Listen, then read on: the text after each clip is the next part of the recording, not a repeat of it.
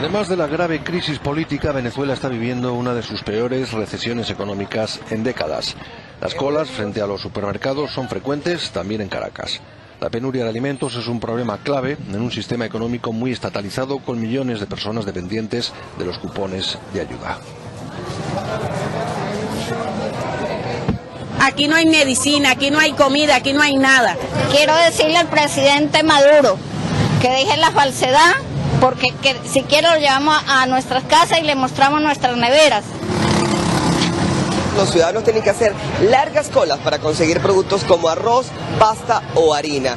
Sin embargo, en su primer discurso como presidenta de la Asamblea Nacional Constituyente, Delcy Rodríguez dijo que este organismo combatirá lo que a su juicio es una guerra económica promovida desde el extranjero. Según un reciente informe de la principal universidad venezolana, el país sufre una tasa de desabastecimiento del 80%. Cerca del 40% de la población que está comiendo menos de 3 veces al día. Eso puede ser o una vez al día o 2 veces al día. Muchos de los venezolanos se han visto obligados a buscar en la basura los alimentos que tienen del día a día, y eso ya no solo se ve alrededor de restaurantes y sitios de comida, se está bien empezando a ver en urbanizaciones de clase media. La bajada de los precios del crudo ha privado al gobierno de liquidez para alimentar el engranaje del chavismo. Así todo, una parte de la población no confía en que la solución vaya a venir de la oposición.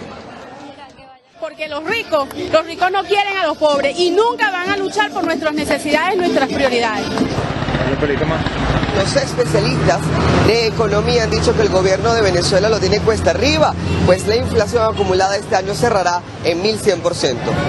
Desde Caracas, Eduardo Salazar Uribe para Euronews.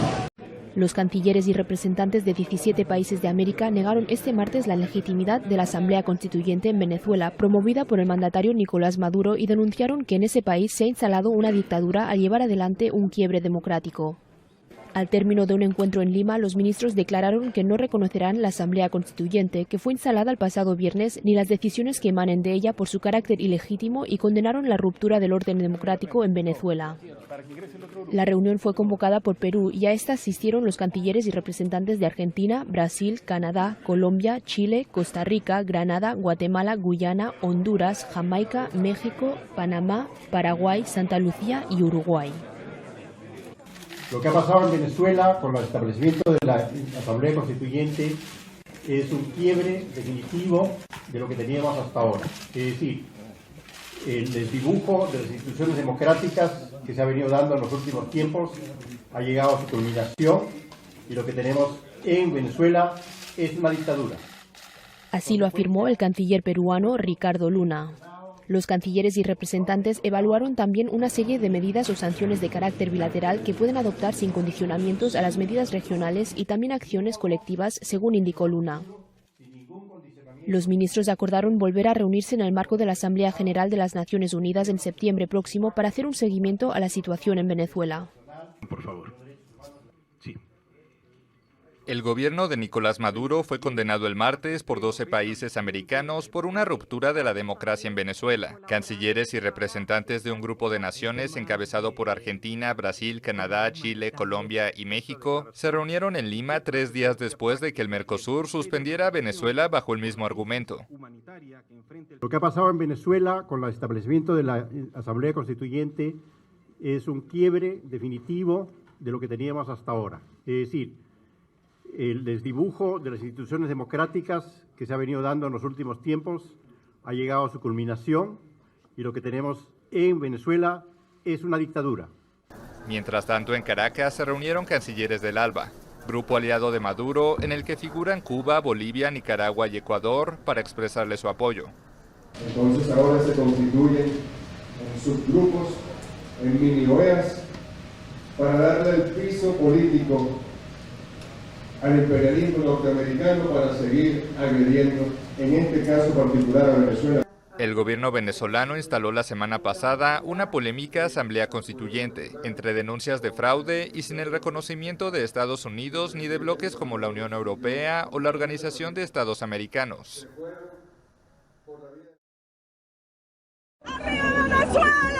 Los venezolanos en Lima estaban expectantes por la presencia de los jefes diplomáticos convocados para hablar sobre la crisis en su país. ¿Qué queremos? ¡Libertad! Participaron 17 países, entre ellos los cancilleres de Argentina, Brasil, Colombia, Chile y México, además de los representantes de Panamá y Canadá. Se trató de una reunión informal convocada por la Cancillería peruana. El desdibujo de las instituciones democráticas que se ha venido dando en los últimos tiempos ha llegado a su culminación y lo que tenemos en Venezuela es una dictadura. Los países firmantes de la Declaración de Lima decidieron desconocer la Asamblea Constituyente impulsada por el presidente Nicolás Maduro. Apoyaron a la fiscal general y manifestaron su decisión de continuar buscando la aplicación a Venezuela de la Carta Democrática Interamericana en el marco de la OEA. De contribuir a una salida negociada, política, pacífica. Por eso van a dar la orden, arepa. La bombita venezolana, la bomba. La crisis en Venezuela se vive a diario en las calles de ciudades como Lima, que reciben cada vez a más ciudadanos de ese país que huyen de la situación económica y de la violencia. Muchos han dejado sus hijos y es doloroso, pues, venir a otro país donde empieza desde cero. El canciller peruano sostuvo que la crisis venezolana debe ser abordada no como un problema bilateral, sino regional. Sostuvo que a estas primeras 17 naciones se le podrían sumar otras más y que el seguimiento será permanente. Una próxima reunión ocurriría a más tardar la tercera semana de septiembre, durante la reunión de las Naciones Unidas. En Lima, Perú, María Elena Belaunde, Univisión.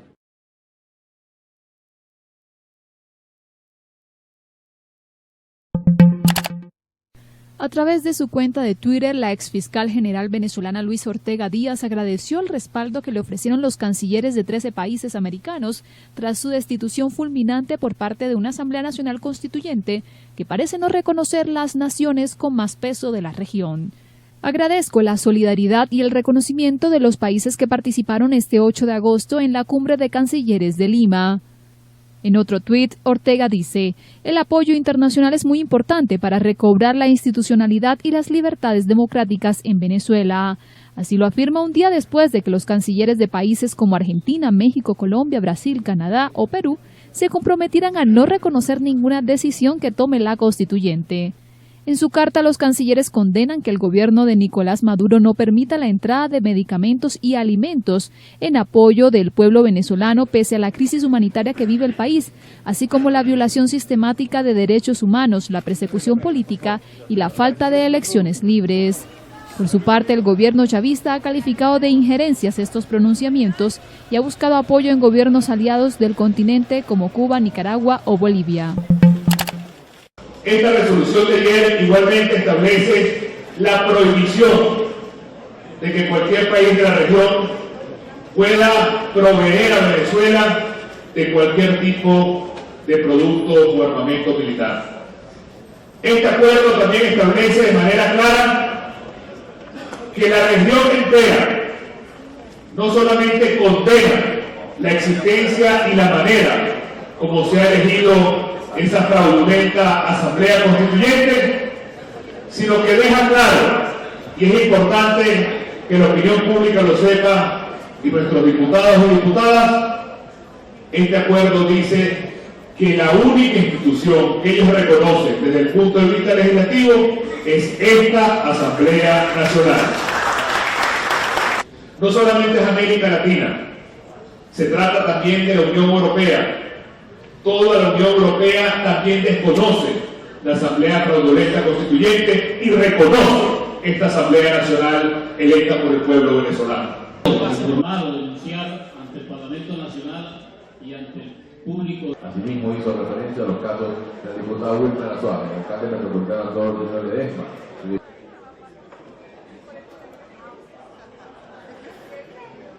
Embajador, en agradecimiento por su visita. A continuación, la presencia. Y bueno, aumentan los permisos para trabajadores temporales mexicanos. Respecto a 2016, este año se emitieron 20% más visas H2A, que son para trabajadores agrícolas, y lo mismo ocurrió con la visa H2B, para trabajadores no calificados. Discúlpeme usted. A pesar del discurso de Donald Trump, su organización ha contratado por esta vía, por estas visas, a mexicanos para trabajar en su club Mar-a-Lago y un viñedo en Virginia, lo que ya habíamos dado a conocer en este mismo espacio hace unos meses. Donald Trump tiene muchos trabajadores mexicanos en sus empresas. Imagen Noticias con Yuridia Sierra, lunes a viernes 2 p.m. Participa en Imagen Televisión. La delegación del gobierno español en Ceuta, en coordinación con las autoridades marroquíes, ha decidido cerrar durante una semana el tráfico de mercancías y de porteadores por la frontera del Tarajal, ante la presión migratoria que vive la zona. La decisión ha sido adoptada tras los 4 intentos de asaltos masivos a la frontera en la última semana. Aliviará un poco el tránsito y el paso de porteadores, pero ni mucho menos va a poner solución ni va a efectuar ninguna, digamos, disuasión a aquellos que quieren entrar de la manera que lo hicieron la otra noche estos 187 inmigrantes. En la madrugada del pasado domingo al lunes, al menos 187 inmigrantes subsaharianos cruzaron a España desde Marruecos por la puerta fronteriza de la ciudad de Ceuta. Los migrantes frecuentemente tratan de asaltar las fronteras de Ceuta y Melilla escalando las vallas. En esta ocasión entraron a la carrera, desbordando a los agentes de seguridad de ambos lados de la frontera. El FBI registró la casa de Paul Manafort, uno de los directores de la campaña electoral de Donald Trump. El empresario, que tiene lazos con Rusia y Ucrania, es una de las personas que está siendo investigada por Robert Mueller, el fiscal especial que indaga los lazos entre el entorno de Trump y el Kremlin. Se le investiga por una posible relación entre el equipo de Trump y el ciberataque ruso contra el Partido Demócrata durante la campaña electoral. Los agentes entraron sin previo aviso y de madrugada en la casa de Manafort, a las afueras de Washington. Tenían una orden judicial para buscar documentos y otros materiales. La operación tuvo lugar el pasado 26 de julio, al día siguiente de que el ex jefe de campaña se reuniera con miembros del Comité de Inteligencia del Senado que investigan la conexión rusa de Trump. El exsecretario de Seguridad Nacional, Jeh Johnson, se pronunció a favor del programa DACA y en una carta abierta publicada en el influyente diario Wall Street Journal, pidió al presidente Donald Trump que muestre su gran corazón y ordene al secretario de Justicia, Jeff Sessions, defienda el programa DACA, que protege de la deportación y otorga permisos de trabajo a cientos de miles de Dreamers, quienes, dijo, son estadounidenses de hecho, aunque no de ley. Las palabras de Jeh Johnson son un repicamiento, un recordatorio al presidente Trump de que él mencionó que tiene corazón para estos jóvenes. El llamado del que fuera responsable del Servicio de Inmigración durante el segundo periodo del presidente Obama sucede en medio de la cuenta regresiva para el día 5 de septiembre, cuando el Procurador de Justicia de Texas y otros 9 estados amenazan con demandar al gobierno del presidente Trump si no da por terminado el programa de acción diferida. Ellos van a usar el caso que tienen contra el programa de DAPA y la expansión de DACA para agregar también una querella en contra de la constitucionalidad del programa de DACA. Hasta ahora es incierto si el fiscal federal defendería DACA en las Cortes, por lo que se requiere la orden directa del presidente Trump. Seríamos muy ilusionados si pensamos que Jeff Sessions va a tener una póliza pro-inmigrante, porque toda su carrera se la ha dedicado a ser anti-inmigrante. Especialistas legales señalan que la mayor fuerza del programa DACA son los poco más de 800,000 jóvenes que han recibido la acción diferida. Y las repercusiones y consecuencias de terminar ese programa son muy diferentes a las consecuencias de terminar un programa que nunca existió, como el programa de DAPA. En Los Ángeles, Jaime García, Univisión.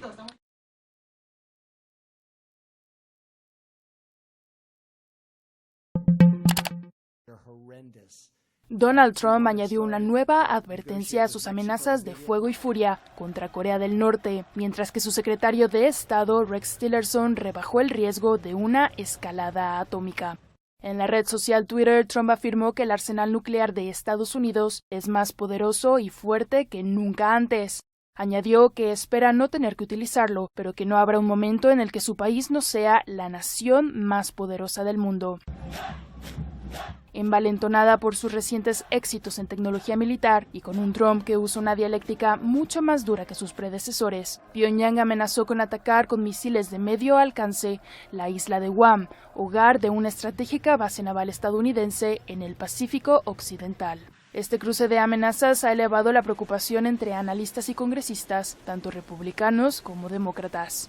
No obstante, el secretario de Estado se ha dedicado a moderar el discurso oficial al asegurar que los estadounidenses pueden dormir tranquilos. Dijo que nada de lo que ha pasado en las últimas horas indica un cambio dramático en la postura militar norcoreana. Tillerson habló de camino a una parada no prevista en Guam, a donde se dirigió después de una visita de trabajo a Tailandia y Filipinas. El secretario de Estado aseveró que la única salida para Corea del Norte, dijo, es un diálogo con las expectativas adecuadas.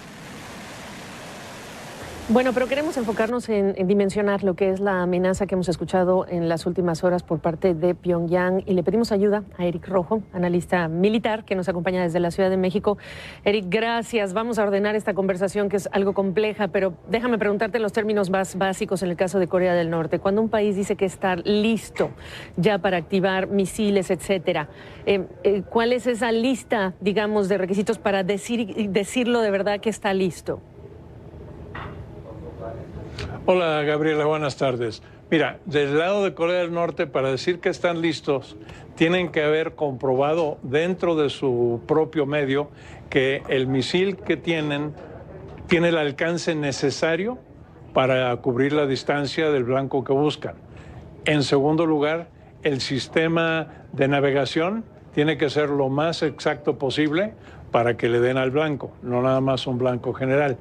Tercero, que ya tengan la capacidad de poder entrar a la atmósfera de nuevo sin que el calor tan intenso los desintegre. Y cuarto, tener una ojiva en miniatura, que quepa bien en la punta del misil, y no hemos visto confirmación de todos esos puntos, se especulan. Y yo diría que no han hecho una prueba nuclear de una bomba en miniatura que sepan que realmente va a funcionar. Entonces, el siguiente tema lógico es hablar de la verificación, y la hablamos en dos niveles: la verificación que nos pueda ofrecer la inteligencia militar estadounidense, pero además una segunda verificación que me parece igualmente importante, que es la internacional, incluso viniendo de su vecino, de Corea del Sur. Exactamente. Hay espías, no sé qué tan, ni nunca vamos a saber qué tanto estén dentro del sistema de Corea del Norte, pero algo debe de haber, algo se tiene que saber, y como dices tú, hace falta más de una verificación para confirmar de que realmente tienen la capacidad de hacer lo que están amenazando hoy en día, porque sí la van a tener. La pregunta es cuándo. Por lo tanto, cuando estamos escuchando estos pronunciamientos de Pyongyang, a ti, por ejemplo, que eres un analista militar, ¿cómo nos los pones tú en perspectiva a estas alturas? Mira, voy a ser un poco cínico, pero las últimas declaraciones de Pyongyang antes de ayer era que iban a destruir a Estados Unidos 10 veces porque Estados Unidos es la amenaza de Corea del Norte. Después de lo que dijo extemporáneamente el presidente Trump ayer, se nota que amenazaron con atacar a Guam. Ya no Alaska, ya no San Francisco. Entonces tenemos que ver que ahí se dieron un poquito de espacio sin bajarle a la retórica y la guerra de palabras. Entiendo. En dos niveles me interesa tu respuesta de la siguiente pregunta. Para desescalar el momento actual, como lo estás viendo, pero quizá más importante, para neutralizar o desmantelar la industria de armas nucleares que tiene Pyongyang, ¿por dónde nos vamos? Mira, el primer paso fue el que tomó el presidente Trump a principio de año, de ofrecerle muchas concesiones a China, porque China realmente es el que controla la economía de Corea del Norte, el único que tiene la capacidad de hacer algo sin iniciar una guerra. Si China no lo puede hacer, tiene que haber alguna negociación muy fuerte, ya ofrecida por el secretario de Estado Tillerson, pero tenemos que acordarnos que el resultado final tiene que ser el desmantelar totalmente la producción de misiles y la producción de armas atómicas, porque esa conversación ya lleva casi 20 años y nada cambia. Bien breve, el papel de China y de los aliados de Pyongyang, en este caso Irán. Va a ser pedir prudencia, darles más dinero, que normalmente ha sido una de las cosas que ellos piden porque no tienen dinero y lo poco que tienen lo están usando en eso. Aún tienen la capacidad de traer divisas extranjeras a pesar de las sanciones de las Naciones Unidas. Entonces tiene que haber una voluntad política de la comunidad de naciones para evitar un confrontamiento nuclear. Él es Eric Rojo, desde la Ciudad de México. Gracias. Bill de Blasio, alcalde de la ciudad de Nueva York, reveló una propuesta para un impuesto de millonarios para ayudar a arreglar el metro. El plan se impondría a los residentes de la ciudad con ingresos anuales de más de $500,000 con el fin de recaudar fondos para las mejoras del subterráneo. La subida del impuesto sobre la renta de aproximadamente 0.5% se aplicaría a aproximadamente el 1% de los contribuyentes de la ciudad, generando alrededor de $800 millones anualmente. Joseph Lota, presidente del metro, lanzó un plan de reparación de casi $1.000 millones a fines de julio, prometiendo poner freno a los retrasos y descarrilamientos de los subterráneos en un año, y sugirió que la ciudad y el estado dividieran el costo uniformemente. El metro de Nueva York ha sido durante mucho tiempo el alma de la ciudad. Sin embargo, el número de retrasos del metro, en parte debido a la infraestructura de envejecimiento, se triplicó en los últimos 5 años. Con información de la oficina en Nueva York, Estados Unidos, Noticias También Xinhua. aquí en Estados Unidos también surge la controversia porque agentes del FBI ejecutaron una orden de registro en la casa de Paul Manafort, quien fuera el director de la campaña presidencial de Donald Trump. Un vocero de Manafort confirmó el registro que tuvo lugar el 26 de julio, cuando los agentes se llevaron numerosos documentos. El FBI investiga los tratos entre Manafort y Ucrania, y el asesor especial Robert Mueller lo ha hecho por parte de su investigación del Russia Gate.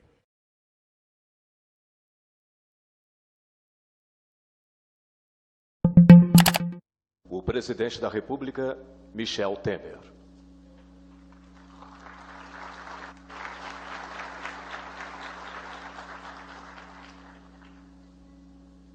Olha, eu quero cumprimentar a todos. Viva o trabalho que os senhores fazem. Muito obrigado.